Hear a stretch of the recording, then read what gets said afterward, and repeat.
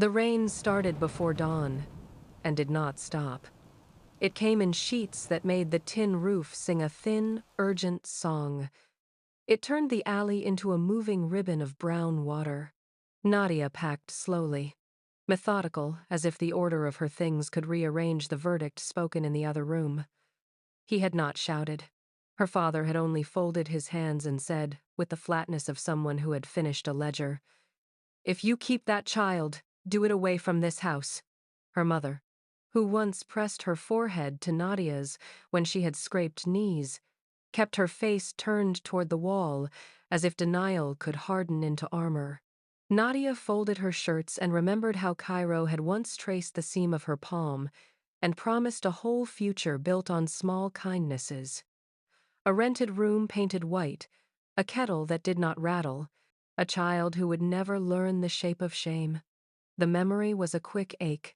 She slid the folded pregnancy test into the inner pocket of her small bag and left without. Looking back, the door closed with a sound that was part lock and part judgment. Outside, rain made a constant sibilant noise that swallowed the city's other sounds.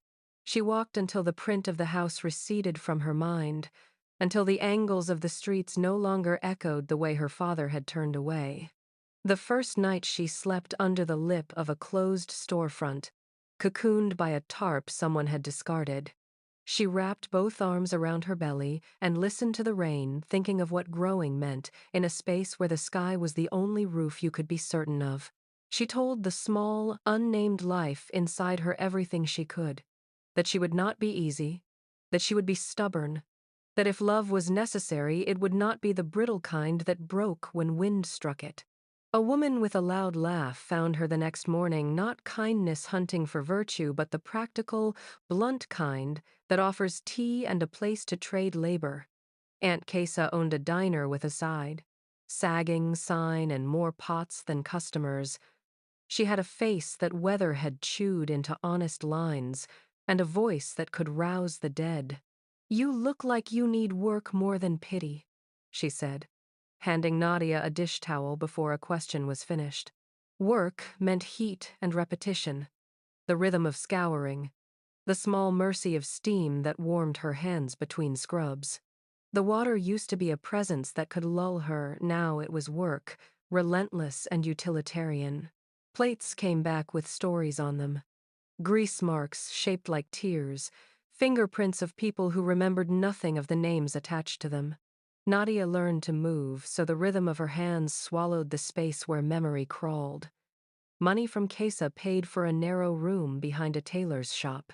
The mattress was thin and the damp coiled in the corner, but it was a shelter with a lockable door and a neighbor who sold secondhand books and would sometimes share the cover of a story. Miri found her at the market. Bright head wrap, relentless grin. The sort of woman who seemed to have made a small pact with survival, to keep smiling as if seeing the world that way gave you leverage. She sold secondhand clothes folded like promises and offered Nadia the kind of friendship that did not ask the price of loyalty. "You work like you're washing away sins," Miri said the first time she watched Nadia at the sink. Her laugh did not mock. It simply recognized a hardness and decided it could be softened.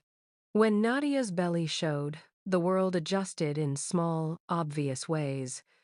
Kesa shortened her shifts. Customers would glance at the curve and then look away, as if visibility required permission. Men made offers in the market that smelled like calculations, and Miri would wedge herself between Nadia and the calculation. "Taken," Miri would say, loud enough to startle, and the men left muttering, their offers clanging like empty coins. Nina, the neighbor who mended shoes, brought baby booties. She had knitted, their stitches uneven but warm. People's pity did not save her. It only kept her from being invisible. That, she realized, was a kind of mercy. She saw Cairo once in the beginning. A silhouette in a passing car, a memory in a window pane. He had been a soft presence in the early chapters of her life, persuasive, effusive, never brutal enough to be remembered as a bad man, only as a man whose fear outpaced his courage.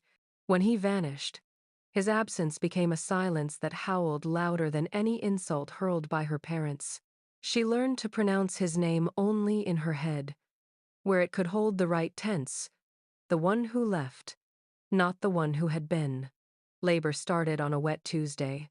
The pain was clean and elemental, a tide arriving with merciless timing. She made it to the clinic because the body knows its route when the heart can no longer keep secret what the rest of you tries to hide. The clinic smelled of disinfectant and tired patients. The nurse, efficient and deferential, asked her the routine questions and watched her answer with a look that weighed history against resources. Nadia could not produce a next-of-kin name that would stir any paper into movement, so she wrote none and taught herself to be small on forms. Birth removed any abstraction from her life. When the boy came with a sound that overturned the sterile quiet, Nadia gasped not only from the physical tearing but because the room suddenly had movement that answered to her. They put the child on her chest and he fit into the hollow she had carried for months like an ache masquerading as a map.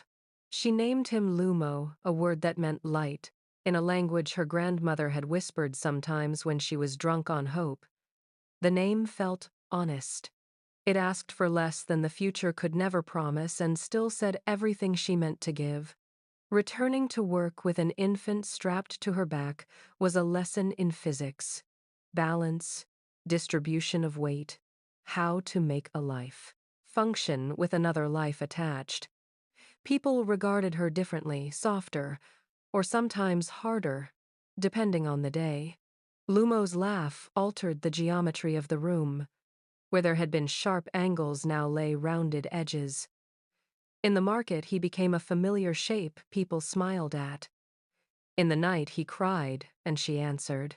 She learned to feed him more than with milk, with stories, with the steadiness of her presence. It was not a grand love, but it was durable. The first time she saw Cairo face to face after the birth, he stood across the street as if assessing a building about to be demolished. He had changed. The face was narrower, the clothes more precise, like a man holding himself in a suit to protect a soft interior. When he stepped forward, the plate in her hand slipped from her grasp and shattered on the pavement. A quiet ceramic scatter, the sound making both of them blink. "You were expected to leave," he said before the words could be turned into something softer. "You weren't supposed to be here. You weren't supposed to leave," Nadia answered. The reply was not a wound exacted, but a measurement of absence against action. She could see him studying the small boy now perched on a stall, and in that look there was the private arithmetic of regret. He offered food, he left money, he watched. Actions pile into meanings, and meanings accrue like sediment. A paid hospital bill today might be a beginning, or just another ledger entry. Nadia accepted the food once because Lumo had fingers that could not hold back hunger. She refused the explanations he offered, deciding early that sufficiency and explanation were different currencies. The rain kept coming. It threaded through the days and connected moments the night she had been turned out. The morning she found work. The afternoon she held a newborn who did not know the grammar of abandonment. Water was a motif that did not need naming. It arranged itself around her life and became an honest narrator of time. Each time the weather shifted, she felt the shape of her past press in. A door closing, a car leaving, a hand not held. But the work of surviving also made seams. Places where she could stitch new meaning into the world. Miri's jokes, Kesa's gruff concern, Lumo's small victories, they were the repair kit she carried in her pocket, invisible until needed. Days folded into years with a quiet sameness that did not mean nothing was changing. Lumo learned to count by thumping stones in the market. He learned to name birds by listening to Miri, who seemed to know the language of everything. Nadia's hands acquired the patient strength of someone who knew how to hold a child and a bowl and a job at the same time. When she thought about the future, she pictured a small square of light on a floor enough to read by, enough to lay a sleeping child beside. Cairo's appearances were initially erratic, like weather that could not decide if it would clear or storm. Sometimes he would walk past without looking at her. Other times he lingered with that expression older men carry when they try to balance humility and pride. He offered checks and apologies. He offered stories about projects he had lost himself in. He never begged. That was not in his nature. He had always been a man who chose the economy of action over the labor of explanation. When Lumo took to following him in the market, mistaken for curiosity at first, Nadia watched the boy's features relax in his presence. It troubled her. The way a child's need could make an arrangement between two adults feel like a betrayal if one of those adults had been absent. Still, she observed with a measured attention. She would not allow the soft quickness in Lumo's expression to pull her into trust without evidence. Then one week, Lumo's breath grew thin. It started as a cough that clung to him like a second skin. Then the fever came, the way fevers do in the small hours, sudden and insistent. Nadia wrapped him in blankets and held him, a single, steady heat against the night. She scraped together what coins she had, but when the cough turned into a wheeze and the wheeze into a panic, she realized the money would not stretch to the kind of care he needed.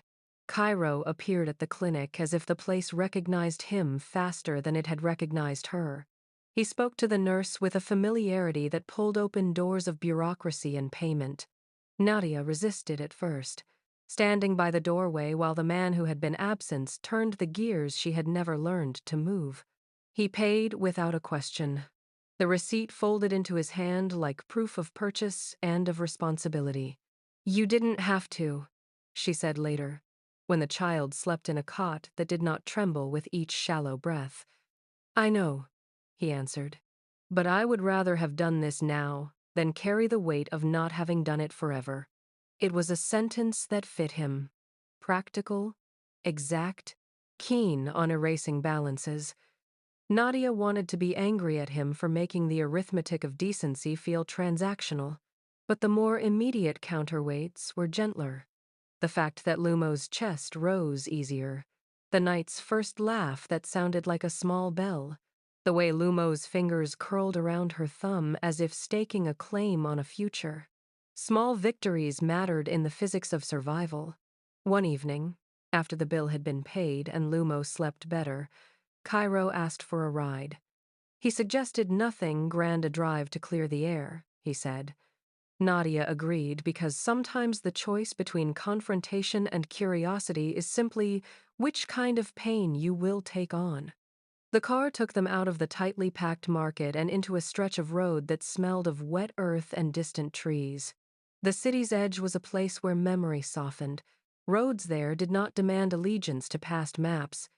They stopped at a low house with peeling paint and a yard that had surrendered to grass.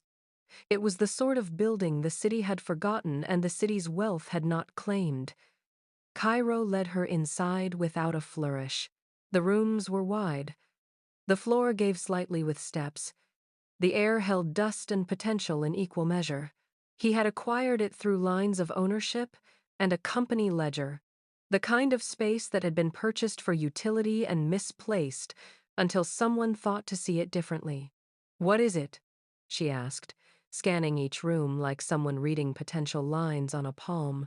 "A place to start," Cairo said. "For girls who have nowhere, for mothers who need a hand to get back on their feet. A place where Lumo won't learn that leaving is the only plan a man has to offer." His words were careful. They avoided the vanity of absolution and landed instead in the practical. He had brought sketches and lists, tables of costs, contacts at the municipality, a tentative budget. The pragmatism was familiar, but here it did not feel like an attempt to buy absolution. It felt like a lever he had decided to pull. Nadia listened as the details unrolled. Rooms, a kitchen, a small classroom. She watched the way he spoke about structure, about systems. It occurred to her that what he'd built out of remorse could be made useful if her hands were on the actual work. "I don't want your pity," she said finally. If this is a way to fix the ledger, I won't be part of it. But if you mean to build something that lasts for reasons beyond paying a debt, tell me how. He did not flinch. Help me design it. Help me meet the women who will live here. I'll open the doors. You will tell me where they need locks and where they need light. That night, as she walked home alone, the rain began again like something that had learned how to hesitate. Nadia thought about the equation he had offered: ownership and effort balanced by her knowledge and labor. She had spent years learning the mechanics of survival. She had a 3 temperament cataloged by small, necessary decisions. If the shelter could be a place where a girl's future did not depend on the sudden conscience of a man, then perhaps the project could be a bridge to a steadier future. She would accept the house only on that condition. Miri embraced the plan with the sort of irreverent zeal she gave to every rescue operation in the market. We will make a home out of this place, she promised, already measuring spaces in her head. We will teach them to fold shirts, so they sell like secrets. We will teach them to bargain. They will learn the market, and the world will not be able to ignore them. Renovation was a work of persistence. Scraping paint, laying out mattresses, making a kitchen that did not leak, installing locks that could hold more than doors they had to hold dignity. Men from the neighborhood offered to help for small pay. Some asked questions about who would run it and who would sleep there, their voices mixture of curiosity and the slow unlearning of assumptions. Nadia found herself writing lists at night, not of expenses, but of promises: classes in sewing, a schedule for childcare, a space for legal advice. She asked herself what she would have wanted at 20, when the world had felt like a courtroom where everyone else had the power to speak. As the house took shape, so did a sense of purpose that was not romantic and not transactional. It was a lineage of care. The woman who had knitted shoes, the man who folded a donation into an envelope, the neighbor who offered to teach bookkeeping on the weekend. Lumo found corners in which to hide paper airplanes and left them like small monuments. He learned to hammer with a blunt tool, chipping away at his own awkwardness with a grin. The shelter became a precise, beating thing. Meals served at appointed times, beds made, a notice board with classes and chores, and the names of the women who had chosen their own reasons to stay. When the first residents arrived, they came with the same mixture of wariness and raw need Nadia had once carried. Some would not speak for the first nights. Others argued loudly about the best way to hang curtains. Nadia met them at the gate, offering soup and a steady gaze. She would not ask for apologies. She would not ask them to deny their pasts. She asked only that they measure their days in acts small enough to be done. Make a bed, sweep a floor, teach a younger woman a stitch she knew. Habits, she believed, could become a kind of future. Cairo handled logistics with the certainty of a man who had learned to navigate systems. He never spoke of debt or penance. When the municipality sent an inspector, he stood beside Nadia in the doorway, not to take credit, but to present a united face. The fathers and brothers who had once shamed their daughters did not at first know what to do with a woman who returned from exile as a builder of shelter. Some applauded, some kept their distance. Nadia's father, months later, came to the gate and stood there for a time before he summoned the courage to knock. The meeting with her parents was never tidy. Nothing of consequence ever is. Her mother's hands shook when she reached for Lumo, and in that touch there was both apology and the memory of old pride that needed to be tested. Her father's eyes held an arithmetic of regret that did not dissolve into the easy confessions of melodrama. Words were sparse. A slow acknowledgement did more than any grand statement. Nadia allowed them near but not inside the life she had stitched together. Reconciliation, she believed, would be measured in repeated small acts, not in sudden absolution. If they were to be part of her child's life, they would have to earn it by consistency.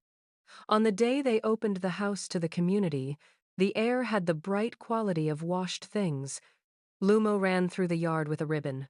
Miri shouted instructions like a general, and women stood in a loose semicircle. Music, quiet, respectful playing as neighbors and volunteers drifted like birds around the event. When Nadia spoke, she did not give a speech about redemption or dramatic rebirth. She told one small truth, that a life could be damaged and still be a source of light, that they could teach each other to hold the weight of their histories without letting those histories determine the shape of what came next. Cairo watched from the side, his posture the kind that apologizes without words. When the event eased into an evening of small conversations and loosely arranged cups, he found her near the kitchen door. "You made something real," he said. "We made something that will be real if people keep showing up," she corrected. "That is the only guarantee." He smiled with the quiet humility of a man who had learned to take instruction. "Then I will keep showing up."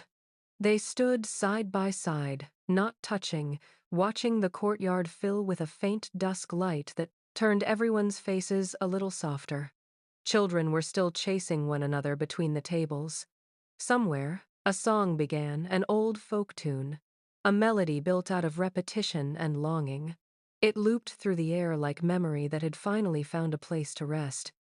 Lumo came running, clutching a paper cup that sloshed half its contents onto his shirt.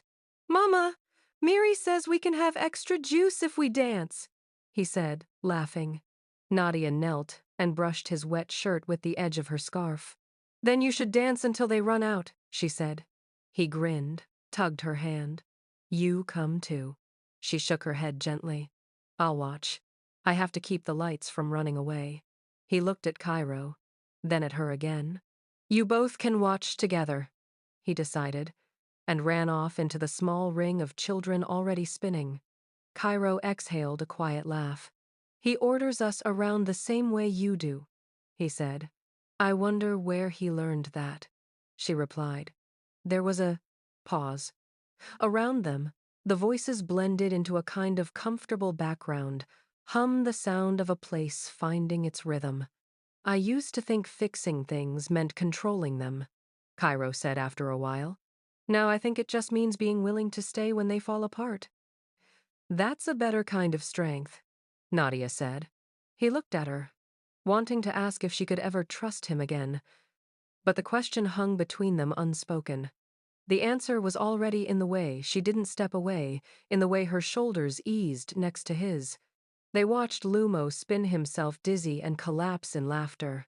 The sight pressed against something deep in Nadia, a mix of tenderness and the faint ache of recognition that life could still be kind after being cruel. Later, when the guests were gone and Miri had chased the last stragglers out with exaggerated scolding, the yard grew quiet again. Nadia turned off the strings of borrowed lights one by one until only the soft glow from inside. The house remained. Cairo lingered near the gate. "You'll need more beds soon," he said. "Word's going to spread." "I hope it does," she answered. He hesitated. "You don't have to decide now, but if you want help expanding, I can." She stopped him with a small shake of her head. "I'll tell you when I need you. For now, just keep showing up like you said." He nodded. "Then I will." When he left, she watched the taillights fade down the narrow road until they disappeared into the curve of the street. The quiet that followed was not empty. It was full of the small sounds that meant continuity. A door closing, someone laughing softly upstairs, a radio crackling. Inside, Lumo had fallen asleep on one of the newly made beds, a half-eaten piece of bread in his hand. Nadia pulled a blanket over him and stood there for a moment. The hum of the generator outside reminded her of the diner's dishwashing machine, the first rhythm she had ever learned to survive by. Water, always water, connecting everything. The rain that had driven her out, the water that burned her hands at the sink, the tears that had christened her son, the slow rain now beginning again against the roof. She stepped out onto the porch. The yard smelled of wet soil and possibility. Miri was sitting on the steps, drinking tea from a metal cup. You think it'll last? Miri asked, not looking up. It has to, Nadia said. We built it from everything that didn't kill us. Miri smiled into her tea. That's solid enough. They sat together for a long time, the rain coming in light intervals. Nadia thought of her parents, the way her father's hand had trembled when he'd touched her shoulder, the way her mother had held Lumo's face, as if memorizing it. She did not know if complete forgiveness existed, but the thought no longer scraped raw. Some wounds, she realized, didn't close. They just stopped bleeding. A soft laugh escaped her. What's funny? Miri asked. I used to think survival was the end of the story, Nadia said. Turns out it's just the beginning. Miri raised her cup in mock salute. Then to beginnings. They clinked cups, and the rain answered like applause. Weeks later, the routine of the shelter had settled into something that felt inevitable. Every morning the women gathered in the courtyard to share chores. Lumo went to school nearby. He would stop by the kitchen after classes, where one of the residents always saved him an extra piece of bread. Cairo came by twice a week now, sometimes with supplies, sometimes with nothing more than time. He and Nadia spoke in fragments, lists of tasks, updates, the occasional shared memory. The silences between them no longer carried the old weight. They were simply pauses space enough to breathe. One afternoon, while going through a stack of donated books, Nadia found an old one with water-warped pages. Inside, someone had underlined a line in faded ink. We learn the weight of water only when we try to carry it alone. She smiled at the sentence. It felt like a message from an invisible friend. That night, as she closed the last window before bed, the city lights flickered beyond the compound wall. The air smelled of rain again, inevitable and renewing. Lumo was asleep. Cairo was likely driving home through the wet streets. Miri was humming to herself in the kitchen. For the first time in years, Nadia did not brace against the sound of rain. She let it fall, steady and endless, a reminder and a promise. Her voice came quiet, almost to herself, but the room carried it anyway. They said shame would drown me, but even water can carry you, if you learn how to float. If this story found you, if it reminded you that weight can become buoyancy, don't forget to share it. Leave a thought in the comments, like the video, and subscribe so you don't miss the next story. Somewhere, someone might need to hear that hope. Can sound just like rain.